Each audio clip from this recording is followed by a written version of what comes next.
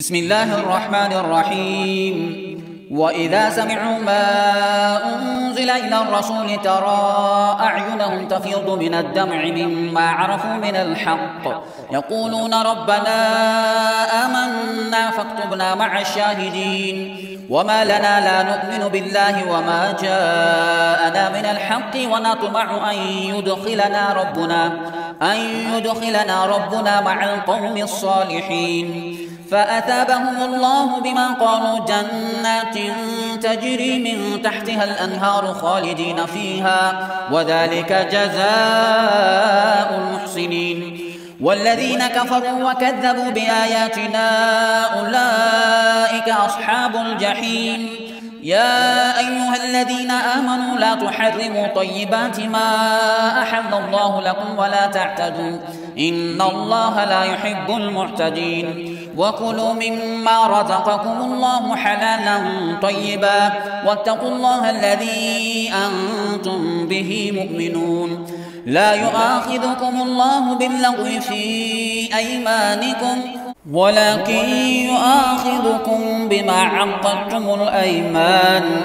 فكفارته إطعام 10 مساكين من أوسط ما تطعمون أهليكم أو كسوتهم أو تحرير رقبة.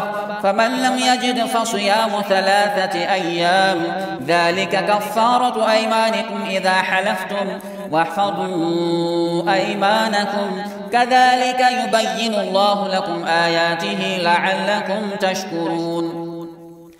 يا أيها الذين آمنوا إنما الخمر والميسر والأنصاب والأزلام رجس من عمل الشيطان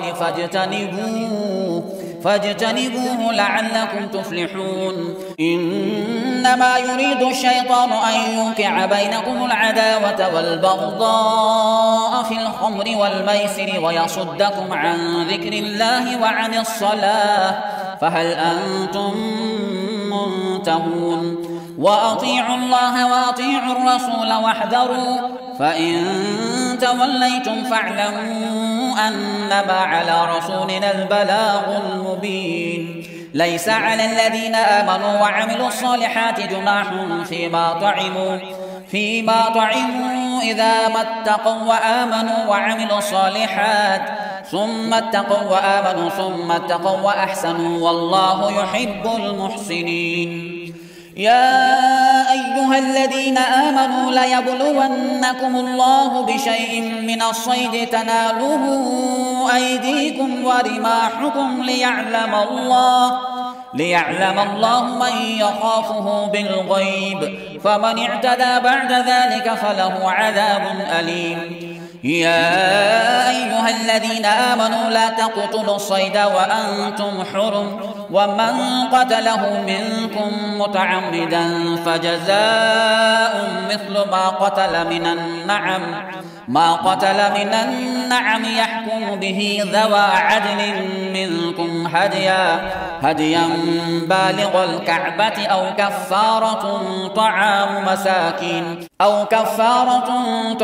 مساكين أو عدل ذلك صياما ليذوق وبال أمره عفى الله عما سلف ومن عاد فينتقم الله منه والله عزيز ذو انتقام. أحل لكم صيد البحر وطعامه متاعا لكم وللسيارة وحرم عليكم صيد البر ما دمتم حرما واتقوا الله الذي إليه تحشرون. جعل الله الكعبة البيت الحرام قياما للناس والشهر الحرام والهدي والقلائد ذلك لتعلموا أن الله يعلم ما في السماوات وما في الأرض وأن الله بكل شيء عليم.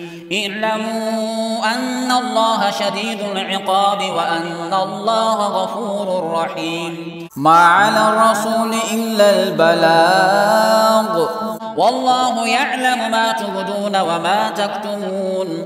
قل لا يستوي الخبيث والطيب ولو أعجبك كثرة الخبيث فاتقوا الله يا أولي الألباب لعلكم تفلحون.